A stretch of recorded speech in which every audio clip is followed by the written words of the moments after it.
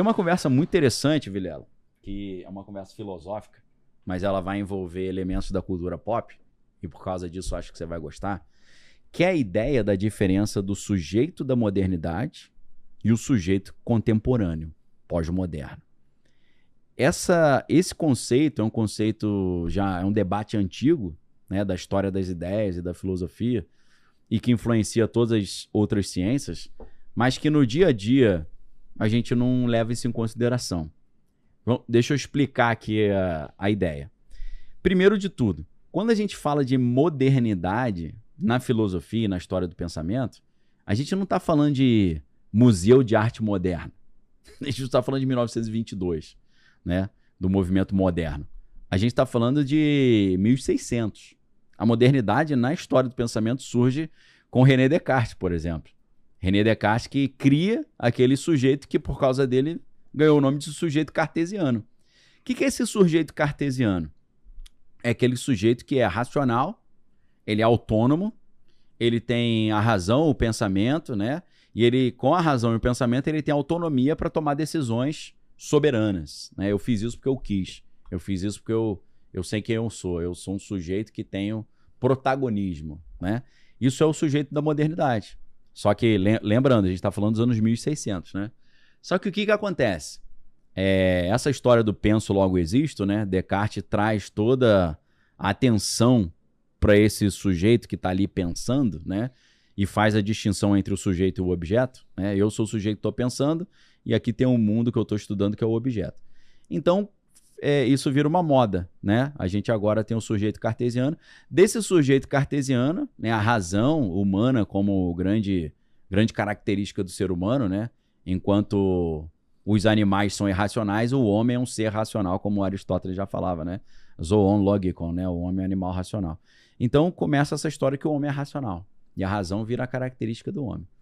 Só que começam a surgir alguns caras que falam assim, peraí, meu irmão, será que o homem é tão racional assim?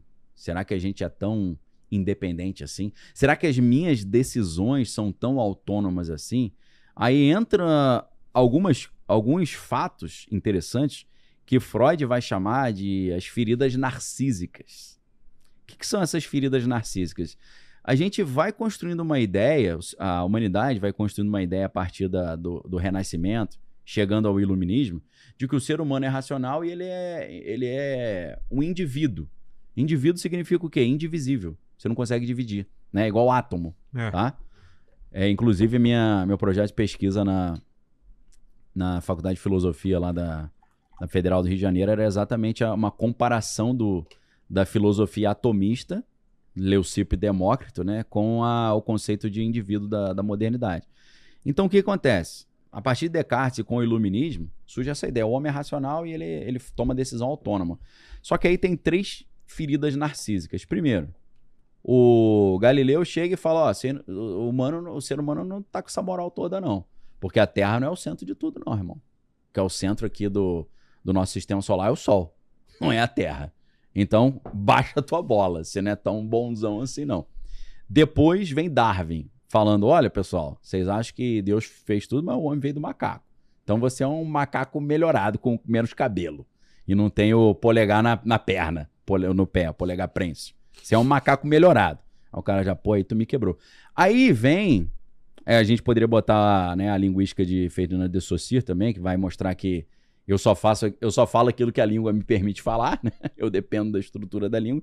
Mas aí vem Freud. E é claro que Freud, quando ele foi falar das 3 feridas narcísicas que mudaram toda a história da humanidade, ele tinha que se colocar nessa também, né? Afinal, né? O seu narcisismo também aparecendo. Então, Freud, o que ele traz com a psicanálise nesse sentido? A psicanálise vai dizer, olha, você acha que você toma decisões racionais? Você tá louco, meu irmão. Tem um negócio chamado inconsciente que influencia tudo que você tá fazendo. Existem vários instintos, pulsões e desejos que estão ali atuando em você que você não percebe, que te controlam. Ou seja, existe uma visão de mundo que o ser humano ele é totalmente independente, autônomo, ele faz o que ele quer, e existiu uma outra visão que foi se impondo, que é essa visão que o ser humano não é tão independente assim não. Tem um monte de coisa que influencia ele sem ele perceber, né? Então, o que acontece nesse sentido? a gente vai ver que o ser humano, ele não é tão centrado e tão óbvio e tão previsível quanto ele achava que ele era. E aí a gente vê a mudança disso, a gente vai ver na música, a gente vai ver na arte, a gente vai ver em tudo quanto é lugar. E é nesse momento que começa essa ideia do sujeito pós-moderno. O que é o sujeito pós-moderno? Ele não é totalmente racional, ele não é totalmente independente e ele não toma decisões baseadas no que ele acha melhor. Tem uma série de coisas que estão influenciando ele ali. Por exemplo, Freud vai começar com aquele livro, né, Análise da Interpretação dos Sonhos, em que ele vai mostrar que as ações dele mesmo, o próprio Sigmund Freud, estavam sendo controladas pelo desejo dele derrotar o seu concorrente que estava disputando uma vaga de professor universitário junto com ele. Então ele começou a analisar que ele tinha sonhos, né, matando esse cara, fazendo um monte de coisa com o cara, e ele percebe que ele tinha esse desejo de destruir o seu oponente, estava disputando ali uma vaga na universidade com ele. Resumindo, o sujeito moderno é aquele sujeito, eu faço o que eu quiser, eu sou independente, eu sou autônomo, eu sou racional. O sujeito pós-moderno cara, eu sou fruto de 1 bilhão de coisas que eu vivo, que eu sinto, meus traumas, minha influência cultural, o idioma que eu falo, né? Tudo isso, onde eu nasci, tudo isso vai influenciar quem eu sou. Ou seja, eu sou uma colcha de retalho de um monte de opiniões, pessoas, falas, lugares, experiências. E isso entra de forma brilhante, né? A gente vai ver que, pensando na história da arte ou a história do pensamento, o romantismo é o ápice disso. Porque o romantismo é aquele sujeito, que é um indivíduo que está, os meus sofrimentos e tal. E aí você começa a ver alguns gênios destruindo essa visão. E aí que entra Mary Shelley. Porque Mary Shelley, com o Frankenstein, ela desenvolve a ideia de um ser que ele é uma colcha de retalho de vários outros seres. Né? Ele é uma amálgama de um monte de pedaços. Mas na época ela estava criticando ou fazendo um comentário sobre o que você acha? Criticando essa ideia do sujeito cartesiano. É mesmo? Que eu sou único, eu sou um indivíduo indivisível, sou quem eu sou e acabou. Não era sobre trazer a morte, trazer da morte, a briga do homem pela vida eterna. Também são várias coisas. Tem esse cientificismo da ciência achando que vai resolver todas as coisas. Na verdade, tem uma crítica ao cientificismo, porque o projeto do Dr. Frankenstein é criar um super ser, né? Um ser que vai vencer a morte. Mas porque ele tem esse complexo com a doença, né? A doença, a morte, né? O perecer, como vencer a morte. E aí o que acontece? A experiência dá errado e sai pela culatra, né? Então Mary Shelley, além de estar criticando o sujeito da modernidade, o sujeito cartesiano, esse projeto, né, cartesiano, também está criticando o cientificismo que achava que a ciência podia resolver tudo. Então a grande questão aqui é o seguinte, se você tem um modelo de sujeito cartesiano, esse sujeito toma decisões de forma completamente autônoma, decidindo apenas com base no seu foro íntimo daquilo que ele quis e que ele gosta e que ele acha melhor. Quando a gente tem essa ideia do sujeito contemporâneo, pós-moderno, né, nesse sentido que a gente está usando pós-moderno e contemporâneo é a mesma coisa, é igual sovaco e axila, se a gente tem um sujeito pós-moderno, ele não toma decisões autônomas. Ele é influenciado pelo seu inconsciente e de ego-superego. Ele é influenciado pela sua formação cultural. Ele é influenciado por aqueles com quem ele interage. Ele é influenciado pela sua ideologia. Ele tem uma série de influências em termos daquilo que a gente chama de viés cognitivo, o viés da confirmação, a câmara de eco e tal. Ele é influenciado pelas suas opiniões pré-concebidas, ele se aliena naquilo ali, né, descartando as informações que contrapõem a opinião que ele já tem e só levando em consideração as opiniões que ele já tem. Então, o ser humano pós-moderno, ele não toma decisões racionais simplesmente pelo seu bem-estar. Às vezes a gente tem mãe que tem inveja da filha, a mãe, ela queria ter um marido legal e ela não conseguiu, mas a filha conseguiu, então ela envenena o casamento da filha porque ela não quer que a filha viva aquilo que ela também não conseguiu viver. Então, quando a gente entende que o ser humano ele não toma decisões racionais porque ele não é um ser eminentemente racional, né? Ele não é um ser racional que às vezes tem emoções, é um ser emocional que às vezes usa a razão. Se a gente parte de uma ideia do sujeito pós-moderno que toma decisões baseado num monte de influência que tá ali embaixo dos panos que ele nem percebe, né? Às vezes a gente fala assim, cara, por que eu tenho tanto medo disso? Aí você tem que fazer um estudo para ver que você teve um trauma, que aquilo ali te gera medo. Ou então, por que isso aqui me atrai tanto? É que você vai ver que algo que você viveu na tua infância te remete a determinada coisa que te atrai hoje. Então, quando a gente entende que o ser humano é assim, a gente vai entender que a geopolítica também é assim. Ou seja, a geopolítica não pode mais ser vista como países, estados-nações que tomam decisões autônomas racionais pensando na maximização da sua segurança e do seu progresso. Isso simplesmente não existe, né? Primeiro porque, como eu estava dizendo no início, um país não é uma pessoa, o país é uma instituição composta por várias instituições e o país ele é governado por seres humanos que têm todas essas influências que a gente falou. Por isso que a gente está falando aqui sobre fim da geopolítica. Então, se a gente pensa que os países não tomam essas decisões autônomas, porque o país não é uma pessoa. E as pessoas que são os tomadores de decisão têm todas essas questões aí psicanalíticas e de influência social e cultural. E mais ainda, os líderes tomadores de decisão estão chantageados por documentos comprometedores e ainda tem as agências de inteligência que estão influenciando tudo nos bastidores ali por baixo dos panos, usando seus métodos ali mais obscuros. Aí você pratica a geopolítica de uma forma completamente distinta e essa é a proposta que eu trago aqui nesse programa, né? A gente fazer uma análise geopolítica hoje sem levar em consideração esse sujeito pós-moderno, sem levar em consideração não só as agências de inteligência, mas as próprias sociedades secretas, das quais muitos desses líderes são membros, né? E a gente levar em consideração os documentos comprometedores que foram levantados contra eles, a gente fica num cenário aí de fazer uma geopolítica de jardim de infância, né? Uma geopolítica inocente, de pensar que é tudo muito, muito racional, né? Esse país tomou essa decisão porque para eles é melhor isso. Aquele país tomou essa decisão porque para ele é melhor aquilo. Não.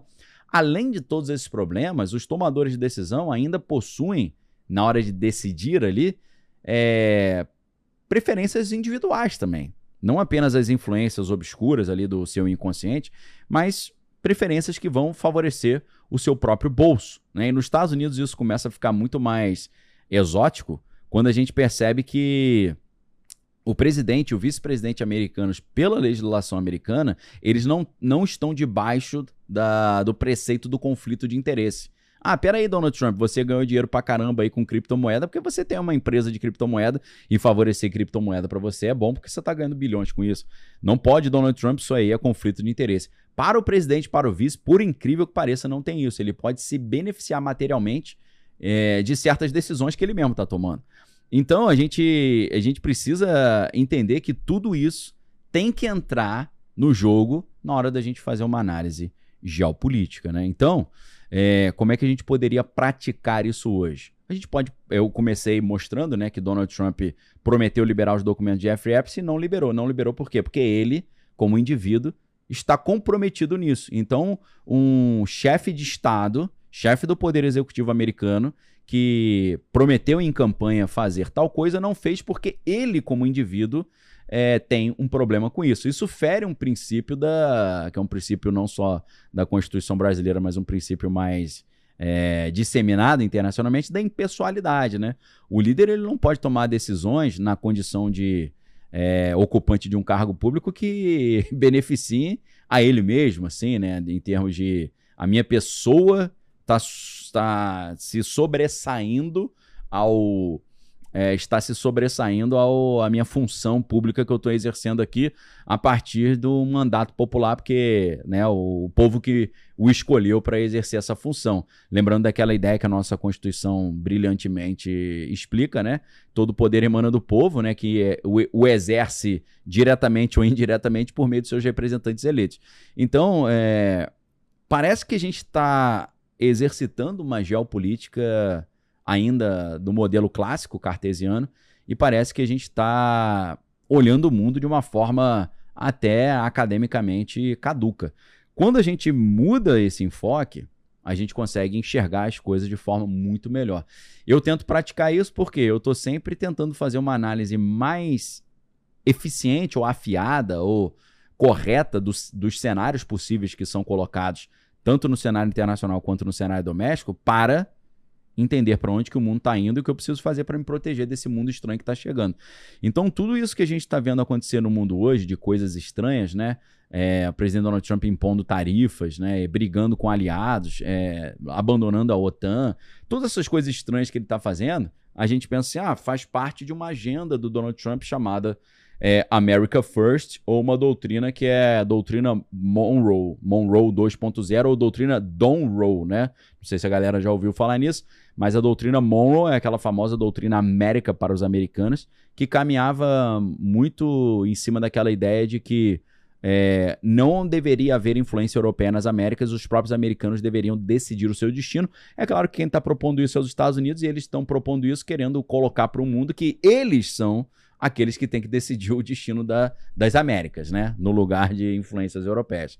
Isso é a doutrina Monroe, né? E é claro que essa doutrina caminhava junto com a doutrina do Big Stick, né? Que é a doutrina do porrete, que é tipo, fale manso, mas leve um porrete na mão. Tipo assim, vamos conversar bem, mas se não aceitar os meus critérios, eu te arrebento, né? Algo que as potências sempre fizeram, desde o Império Romano até os dias atuais. Aí hoje o presidente Donald Trump parece que ele está revivendo essa doutrina Monroe, América para os americanos, só que agora, mais do que dizer que os europeus não devem influenciar nas Américas, ele está dizendo que Rússia e China não devem influenciar as Américas, e o presidente Donald já disse claramente que a prioridade dele é o hemisfério ocidental, tipo assim, Oriente que se vire, problema de vocês, não quero mais saber. Tomem conta da sua própria proteção aí, boa sorte, né? Foi bom enquanto durou. E aí, para adaptar essa doutrina Monroe 2.0 à ideia de America First do presidente Donald Trump, eles pegam Monroe e botam o D de Donald, aí fica a doutrina Donroe, né?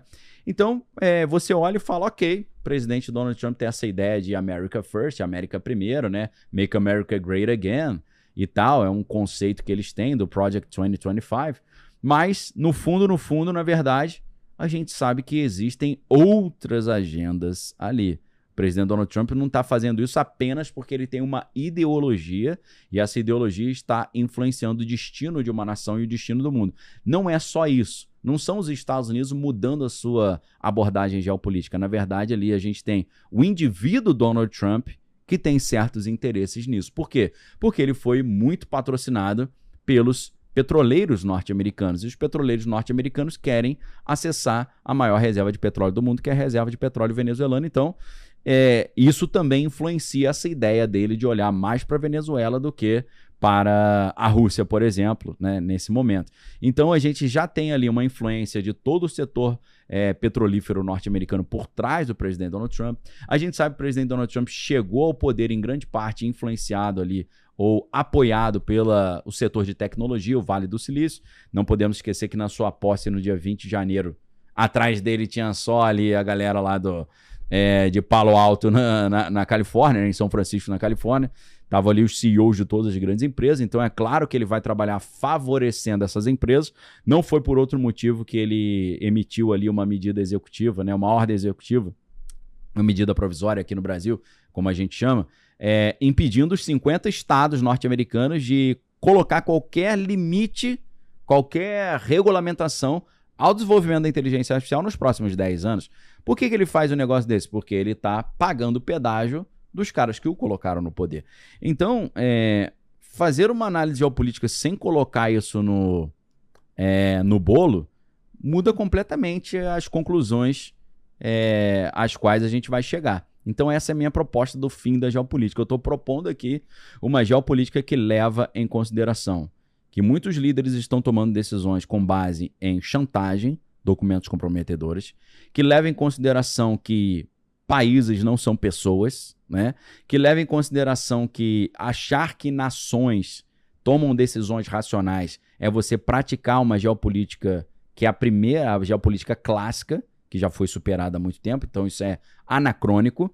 E você fazer uma geopolítica hoje sem levar em consideração o papel essencial, constitutivo, que as agências de inteligência têm dentro do destino das nações e das decisões ali tomadas, você vai fazer uma geopolítica ali completamente caduca. E eu gostaria de dar um exemplo aqui. O exemplo da história, né? Eu vou exemplificar aqui para vocês fazendo uma associação entre história e teologia. Eu estudei teologia na Universidade Metodista de São Paulo, né? E ali a gente estudou muito a ideia do Jesus histórico, né? E a ideia do Jesus histórico caminha muito junto com o conceito de demitologização do evangelho, que é de um teólogo chamado Rudolf Bultmann. Rudolf Bultmann, ele tinha uma ideia que era o seguinte: Jesus não era Deus encarnado, Jesus não nasceu de uma virgem e Jesus não fez milagres. Esse Jesus que não nasceu da virgem, não era Deus encarnado e não fez milagres, é o Jesus histórico. Então, ele inventa, e é importante usar esse termo, esse verbo inventar, ele inventa uma diferença, uma separação entre o Jesus real, que tem um apelido de Jesus histórico, e o Jesus mitológico, que é o Jesus que era filho de Deus, nasceu de uma vez e fez milagres. Ou seja, ele está separando a historinha das criancinhas ignorantes que acreditam no sobrenatural e a historinha dos caras sérios acadêmicos que sabem que Jesus não era nada disso. Então ele inventa esse conceito do Jesus histórico. Só que aí você fala, Daniel, mas por que ele está falando de demitologizar o evangelho? Porque, para ele, Jesus era uma pessoa real, que era um cara que fez algumas coisas boas, e as pessoas que quiseram espalhar as histórias de Jesus inventaram esses milagres, esses mitos, essas mitologias, lembrando que mitologia vem da palavra mito, que é mentira, tanto que o cara que tem mania de mentir é mitomaníaco.